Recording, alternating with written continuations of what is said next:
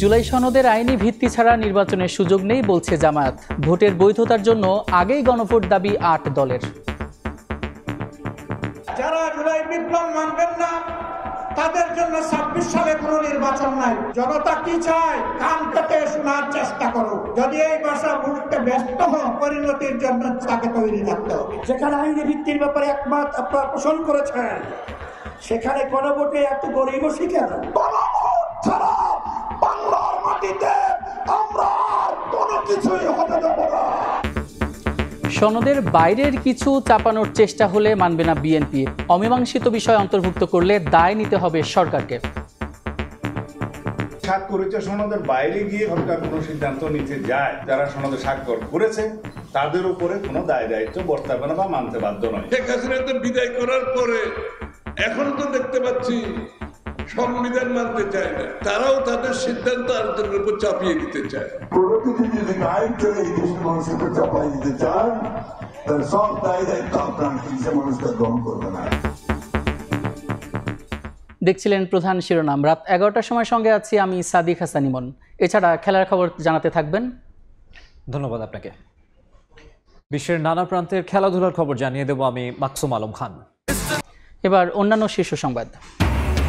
জুলাই সনদ বাস্তবায়ন নিয়ে ৩ থেকে ৪ দিনের মধ্যে সিদ্ধান্ত জানাবে অন্তর্বর্তী সরকার। সংস্কার ও দেশের স্বার্থে মেনে নেবে সব দল, আশা আইন উপদেষ্টার। এবং মোহাম্মদপুরে মেসে মিলল হাত বাঁধা ও ফাঁস দেয়া ছাত্রদল নেতার লাশ। দরজা ভেঙে উদ্ধার, পরিকল্পিত হত্যার অভিযোগ কেন্দ্রীয় সভাপতির, সুষ্ঠু তদন্ত দাবি।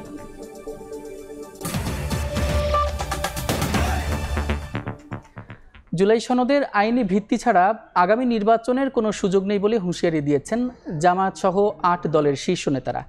বিকেলে রাজধানীর পল্টন মোড়ে সমাবেশে তারা আরও বলেন, সনদ বাস্তবায়ন এবং নির্বাচনের বৈধতার জন্য নভেম্বরেই হতে হবে গণভোট।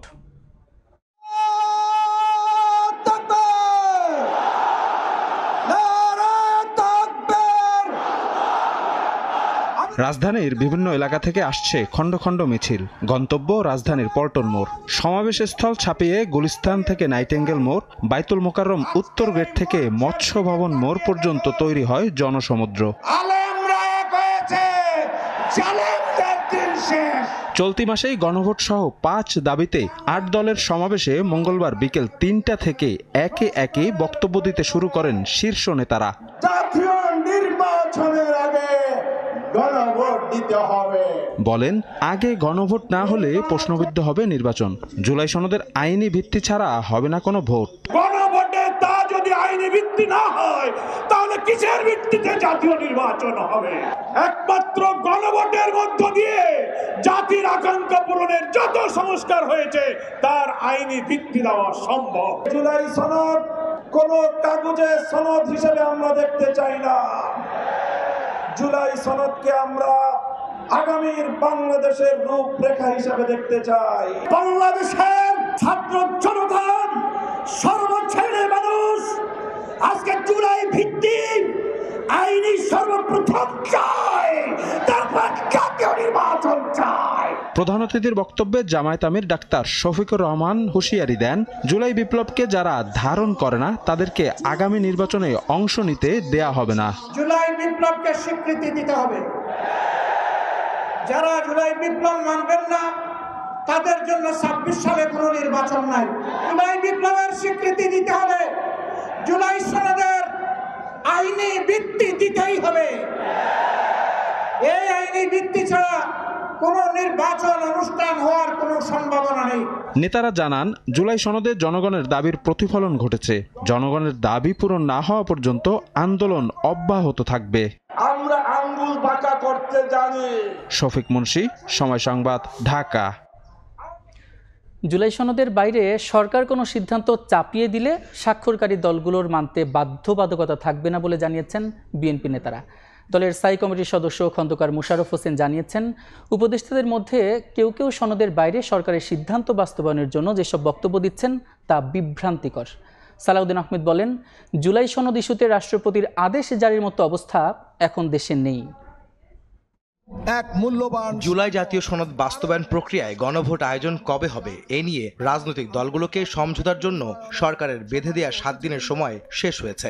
তবে আলোচনা করেনি কোনো দলই। সরকার কোনো সিদ্ধান্ত ঘোষণা। সোমবার রাতে দেশের রাজনৈতিক পরিস্থিতি নিয়ে বৈঠক করে বিএনপির স্থায়ী কমিটির সদস্যরা। পরদিন মঙ্গলবার দুপুরে গুলশানে বিএনপি চেয়ারপারসনের কার্যালয়ে সংবাদ সম্মেলনে জানানো হয়, সনদের বাইরে সিদ্ধান্ত নেওয়া হলে স্বাক্ষরকারী দলগুলো তা মানতে বাধ্য নয়। জুলাই জাতীয় সনদে উল্লিখিত বিষয়দের বাইরে সরকার কোনো সিদ্ধান্ত ঘোষণা করলে সনদের স্বাক্ষরকারী কোনো দলের জন্য তা মান্য করার বাধ্যবাধকতা থাকবে না।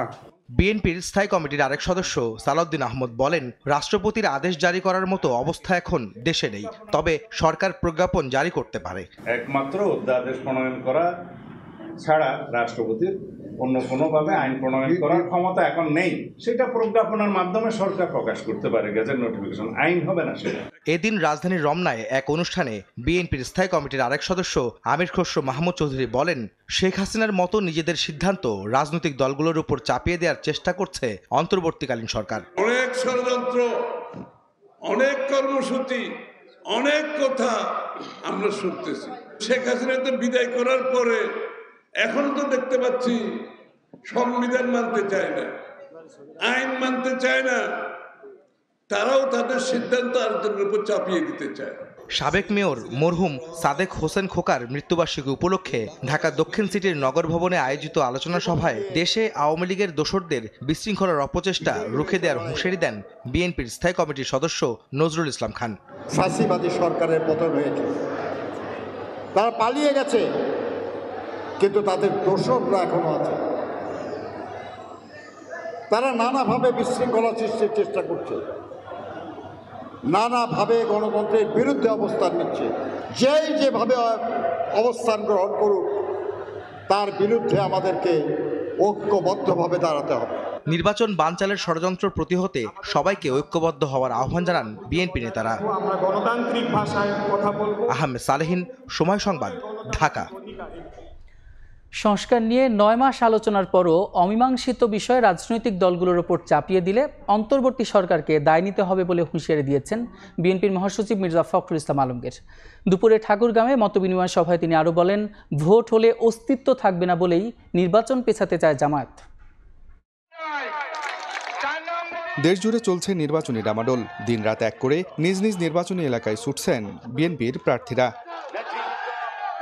মঙ্গলবার দুপুরে ঠাকুরগাঁও সদরের বড়গাঁও ইউনিয়নে নির্বাচনী মতবিনিময় সভায় যোগ দেন বিএনপি মহাসচিব মির্জা ফখরুল ইসলাম আলমগীর। বলেন, সন্ত্রাস দিয়ে রাজনীতিতে টিকে থাকতে চান শেখ হাসিনা, কিন্তু আওয়ামী লীগকে কখনো ক্ষমা করবে না জনগণ।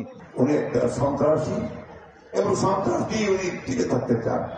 এই দেশের মানুষ আওয়ামী লীগকে আর ক্ষমা করবে না। বিএনপি মহাসচিব বলেন, ভোট হলে নিজেদের অস্তিত্ব থাকবে না বলেই নানা অজুহাতে নির্বাচন পেছাতে চায় জামায়াত। দেশে পিআর বাস্তবায়ন হবে কিনা তা নির্ধারণ করবে আগামী সংসদ। জামায়াত ইসলাম বলতেছে ওটাই করিবা হবে, ওটা না করলে নাকি ভোট হবে না। ভাই ভোটকে তো ভয় পাচ্ছ কেন? তাহলে তুমি জানো যে ভোট হলে তোমার অস্তিত্ব থাকবে না। সংস্কার নিয়ে 9 মাস রাজনৈতিক দলগুলোর সঙ্গে আলোচনার পরও অমীমাংসিত বিষয় চাপিয়ে দিতে চাইলে এর দায় অন্তর্বর্তী সরকারকে নিতে হবে বলে হুঁশিয়ারি দেন মির্জা ফখরুল। দীর্ঘ 9 মাস আপনি যে সংস্কারের নাম করে সব রাজনৈতিক দলগুলোর সাথে কথাবার্তা বললেন এবং একটা একমত হলেন অনেকগুলো বিষয়ে, সেই একমত হওয়ার বিষয়ের বাইরে আপনি কোনো কিছু যদি আইন চলে এই দেশের মানুষকে চাপাই দিতে চান, বিএনপি ক্ষমতায় গেলে প্রথম 15 মাসের মধ্যে 1 কোটি মানুষের কর্মসংস্থান সৃষ্টি সহ নারীদের জন্য ফ্যামিলি কার্ড ও কৃষকদের জন্য ফার্মার্স কার্ড করা হবে বলে জানান বিএনপি মহাসচিব। একই দিন বিকেল 3টার দিকে যুব সংসদ মাঠে শহীদ জিয়া স্মৃতি ফুটবল টুর্নামেন্টের ফাইনাল খেলার উদ্বোধন করেন বিএনপির মহাসচিব মির্জা ফখরুল ইসলাম আলমগীর। এরপর মোহাম্মদপুর ইউনিয়নের গিলাবাড়িতে নির্বাচনী মতবিনিময় সভায় যোগ দেন তিনি। আব্দুল রশিদ জীবন, সময় সংবাদ, ঠাকুরগাঁও। 3 থেকে 4 দিনের মধ্যে জুলাই সনদ বাস্তবায়নের বিষয়ে সরকারের পদক্ষেপ জানা যাবে বলে জানিয়েছেন আইন উপদেষ্টা ডক্টর আসিফ নজরুল। বিকেলে রাজধানীতে এক মতবিনিময় সভায় একথা জানান তিনি। বলেন, সব রাজনৈতিক দলের প্রত্যাশা পূরণের চেষ্টা করছে সরকার। জুলাই সনদ বাস্তবায়ন নিয়ে দলগুলোকে সমঝোতার জন্য 1 সপ্তাহ সময় দিয়েছিল অন্তর্বর্তী সরকার। তবে এ নিয়ে দলগুলোর মধ্যে হয়নি আনুষ্ঠানিক কোনো আলোচনা। ঘোষণা অনুযায়ী এবার সিদ্ধান্ত জানাবে সরকার। আইন উপদেষ্টা জানালেন 3 থেকে 4 দিনের মধ্যে জুলাই সনদ বাস্তবায়নের বিষয়ে সিদ্ধান্ত জানাবে সরকার। মঙ্গলবার বিকেলে রাজধানীর বিচার প্রশাসন প্রশিক্ষণ ইনস্টিটিউটে এক মতবিনিময় সভায় তিনি বলেন, সব দলের প্রত্যাশা পূরণে চেষ্টা করছে সরকার। আমরা এই জুলাই সনদ বাস্তবায়নের ব্যাপারে কি পদক্ষেপ গ্রহণ করছি এটা আপনারা আগামী ধরেন 3-4 দিনের মধ্যেই পরিষ্কারভাবে জানতে পারবেন। আমরা উপদেষ্টা পরিষদে বিভিন্ন পর্যায়ে আলোচনা করছি এবং আমরা চেষ্টা করছি সকল দলের প্রত্যাশার মধ্যে সমন্বয় ঘটিয়ে দেশের স্বার্থে, জনগণের স্বার্থে যেই ধরনের একটা পদক্ষেপ নেওয়া প্রয়োজন সেটাই আমরা নিতে যাচ্ছি। সংস্কার নিয়ে অপপ্রচার চালানো হচ্ছে উল্লেখ করে উপদেষ্টা বলেন, বিচার বিভাগ সংস্কার কমিশনের দেয়া 70 থেকে 80 ভাগ প্রস্তাবই এরই মধ্যে বাস্তবায়ন হয়ে গেছে। এই বিভিন্ন সংস্কার কমিশনের মাধ্যমে যেই সমস্ত সংস্কার প্রস্তাব দেওয়া হচ্ছে, আপনাদেরকে চ্যালেঞ্জ দিয়ে বলছি, বিচার বিভাগীয় সংস্কার কমিশনে যে প্রস্তাব দিয়েছে, আমারটা আমি খুব ভালো জানি, যেটা আমারটা বলছি, সেখানে কমপক্ষে 70 থেকে 80% সংস্কার ইতিমধ্যে বাস্তবায়িত হয়েছে। রাজনৈতিক সংস্কৃতি ও জনগণের অভ্যাস বাদ না দিলে কোনো কিছুই পরিবর্তন হবে না বলে মনে করেন আইন উপদেষ্টা। সংবিধান কোনো ম্যাজিক না, আপনার মধ্যে লিখে দিলেন আর সব ভালো হয়ে গেল। রৌনক নিয়ন্তা, সময় সংবাদ, ঢাকা। মেসের দরজা ভেঙে হাত বাঁধা ও ফাঁস দেওয়া অবস্থায় মিলল মোহাম্মদপুর থানা ছাত্রদলের যুগ্ম আহ্বায়ক সাব্বির আহমেদের মরদেহ। পরিকল্পিত হত্যাকাণ্ড অভিযোগ ছাত্রদল সভাপতি রাকিবুল ইসলামের। মোহাম্মদপুর চন্দ্রিমা হাউজিং এর এই ভবনের 4র্থ তলায় আরো 4 ব্যাচেলরের সঙ্গে সাবলেট থাকতেন মোহাম্মদপুর থানা ছাত্রদলের যুগ্ম আহ্বায়ক সাব্বির আহমেদ। মঙ্গলবার সকালে সোহেল নামে রুমের একজনকে নাস্তা আনতে পাঠান তিনি। ফিরে এসে দরজা বন্ধ পেয়ে অনেক ডাকাডাকি করেও সাড়া মেলেনি। পরে পরিচিত কয়েকজনকে ডেকে এনে ফ্ল্যাটের দরজা ভেঙে ভেতরে প্রবেশ করেন তারা। সোহেল জানান, এ সময় হাত পেছনে বাঁধা অবস্থায় মাটিতে পড়ে থাকতে দেখেন সাব্বিরকে। গলায় একটি দড়ি দিয়ে ফাঁস লাগানো ছিল। হাত পিছনে বাঁধা ছিল আর দড়ি গলাতে অর্ধেক ছিল, অর্ধেক ফ্যানের সাথে ঝুলানো। হাতের রশিটা খুলে, গলার রশিটা খুলে আমরা যত দ্রুত সম্ভব গেটটা লক করে আমরা চলে আসি। খবর পেয়ে হাসপাতালে আসেন সাব্বিরের পরিবারের সদস্যরা। পিছনে হাত বাঁধা থাকলে কি সে আত্মহত্যা করতে পারে? আমি তো এটা দেখি নাই, আমি ওটা আপনার শোনার কথাই বললাম যে পিছনে নাকি হাত বাঁধা ছিল। মর্গে ছুটে আসেন ছাত্রদলের কেন্দ্রীয় সভাপতি রাকিবুল ইসলাম রাকিব। এই ঘটনাকে পরিকল্পিত হত্যাকাণ্ড বলে দাবি করেন তিনি। পরিবারের সাথে এবং ওর সহযোদ্ধাদের সাথে কথা বলে যতটুকু জানতে পেরেছি, এটি একটা পরিকল্পিত হত্যাকাণ্ড হিসেবেই দেখা হচ্ছে এবং এর নেপথ্যে কারা রয়েছে সেগুলো তদন্তের মাধ্যমে জানা যাবে। সাব্বিরের রাজনৈতিক সহকর্মীরা জানান, মাস 6 আগে কৃষি মার্কেট এলাকায় কাইয়ুম নামে এক যুবলীগ নেতা হামলা করেছিল সাব্বিরের ওপর। তারপর থেকে আতঙ্কে থাকতেন তিনি। তার মৃত্যুর সঙ্গে এর যোগসাজশ আছে কিনা খতিয়ে দেখার দাবি জানান তারা। মরদেহ ময়না তদন্তের জন্য সোহরাওয়ার্দী মেডিকেল কলেজ হাসপাতালের মর্গে রাখা হয়েছে। আতাউর কাউসার, সময় সংবাদ, ঢাকা।